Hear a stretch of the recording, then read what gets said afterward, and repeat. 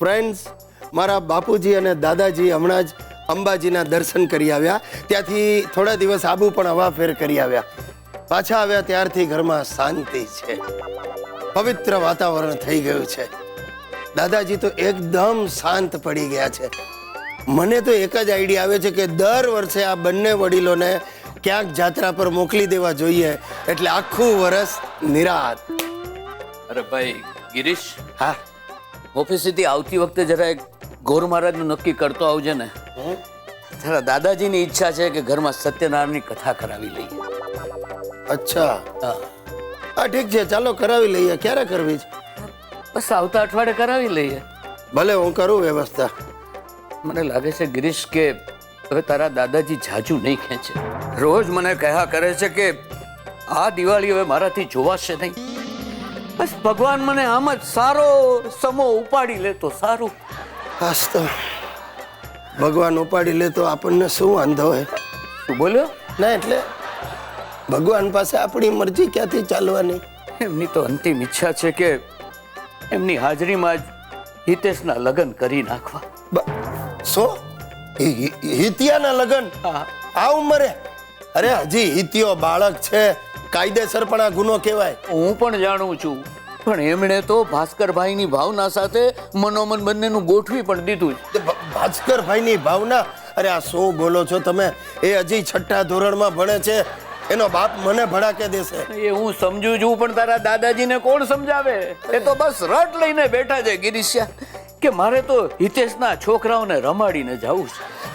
શું બોલો? હિતેશના છોકરા? આ શું માંડ્યું છે તમે લોકોએ? અરે હિતેશ હજી પોતે છોકરા જેવો છે, તમારે એના બાળ લગ્ન કરાવવા છે અને ઉપરથી એને બાળ બાપ બનાવવો છે?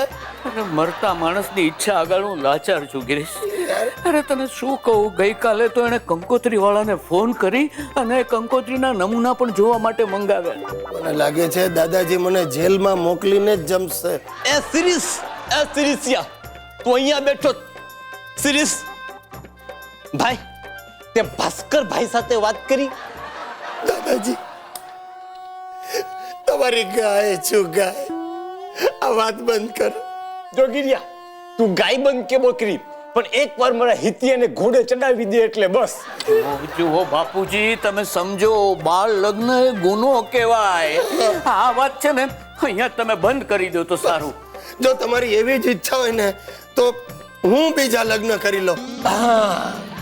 નપાવન એમ બોલ ને કે તારે બીજી વાર ઘોડે ચડવું. એવું હશે ને તો હું તારો બાપો અમે બીજી વાર પુનઃ લગ્ન કરીશું. એટલે બાપુજી આપણા પુનઃ લગ્ન થશે. હે અંબા માં, હવે આ બંને ડોસલાઓ ઘોડે ચડવાના સપના જોવા લાગ્યા. ભલે જોતા હિતિયો તો બચ્યો. દોસ્તો, મને થાય છે કે હું ગિરીશમાંથી ગિરિજા બની જાઉં. તમને એમ થતું હશે કે મને આવું શું કામ થાય છે? સમજાવ.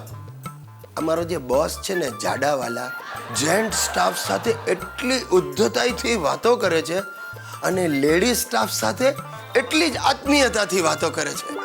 અને એમાંય અમારી ઓફિસની પીઆરઓ મિસ પ્રીતિ મીરાણી માટે એને વિશેષ લાગણી છે. કારણ કે મિસ મીરાણી પબ્લિક રિલેશનને બદલે પ્રાઇવેટ રિલેશન વધારે સાચવે છે. પ્રીતિ મેડમને દર વર્ષે પગાર વધારો મળે અને હું પગાર વધારો માંગુ તો મને ગાળો મળે. Girish Kumar, yes sir. પ્રીતિ મેડમને મારી કેબિનમાં મોકલો. નહીં આવે સર. કેમ? નહીં, કારણ કે પ્રીતિ મેડમ આજે ઓફિસ જ નથી આવ્યા. કેમ? સર, ડિલિવરી માટે ગયા છે. વોટ? પ્રીતિની ડિલિવરી? Yes sir. તમને કેમ આઘાત લાગ્યો? અરે પણ પ્રીતિ તો હજી કુંવારી છે. ધેટ્સ રાઈટ સર, એ તો કુંવારી જ છે, પણ એની સિસ્ટરની ડિલિવરી માટે ગઈ છે. ઓફો, તો એમ સીધું બોલતા શું થાય છે તમને? Sorry sir. નોનસેન્સ. જુઓ, છેલ્લા 5 વર્ષના પરચેઝ વાઉચરની ફાઇલ આજે મને તૈયાર જોઈએ છે અને એને માટે આજે રાત્રે તમારે ઓફિસમાં બેસવું પડશે મોડે સુધી. તમે કહેતા હો તો ઓફિસમાં જ સુઈ જાઓ. મેં તમને અહીંયા સુવાનું નથી કહ્યું, રોકાવાનું કહ્યું છે. પણ સાહેબ, છેલ્લા 16 વર્ષથી તમે મને જ રોકાવાનું કહો છો. હેના 16 વર્ષ હેના, તમે અહીંયા માત્ર 10 વર્ષથી છો. તે કેમ? ઓવરટાઈમ નહીં કરવાનો? અરે સર, જાડાવાલા સાહેબ, તમે હંમેશા મને જ રાતના મોડે સુધી બેસાડી રાખો છો. રજાના દિવસે પણ તમે મને જ બોલાવો છો. અરે કંપનીના વિકાસ કરવા માટે આવું બધું કરવું પડે. અરે પણ સાહેબ, કંપનીનો વિકાસ થાય છે, એમાં મારા ફેમિલીનો વિકાસ અટકી ગયો છે. એટલે શું? મારે એક જ બાબો છે મારા દાદાજીની કેટલી ઈચ્છા છે કે મારા હિતિયા સાથે રમવા માટે એક નાનકડી બહેન હોય. તેલ લેવા ગઈ તમારા દાદાજીની ઈચ્છા. મારે તો બાળકો જ નથી. પણ હવે એમાં તો હું કેવી રીતે મદદ કરું? Keep quite. તમારા લીધે મારું ભેજું ફરી જાય છે. Very good. એનાથી સાબિત થાય છે કે તમને ભેજું છે. Shut up. તમે ચૂપ રહેવાનું શું લેશો? પગાર વધારો નહીં મળે.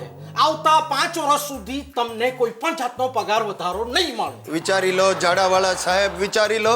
મારી પાછળ 2 મોટી કંપનીઓ પડી છે. વાહ વાહ વાહ વાહ વાહ. કઈ મોટી કંપનીઓ નામ તો આપો. બિલો નથી ભર્યા એટલે ટેલિફોન કંપની અને ઇલેક્ટ્રિક કંપની. Keep quite. તમારી સાથે હું વાત કરવી ને એ મને સમજ નથી પડતી. Just get out. Get out કહીને પોતે જ ચાલી ગયા. એ પ્રભુ, તું મને એટલી બુદ્ધિ આપ કે હું મારા બોસને સમજી શકું.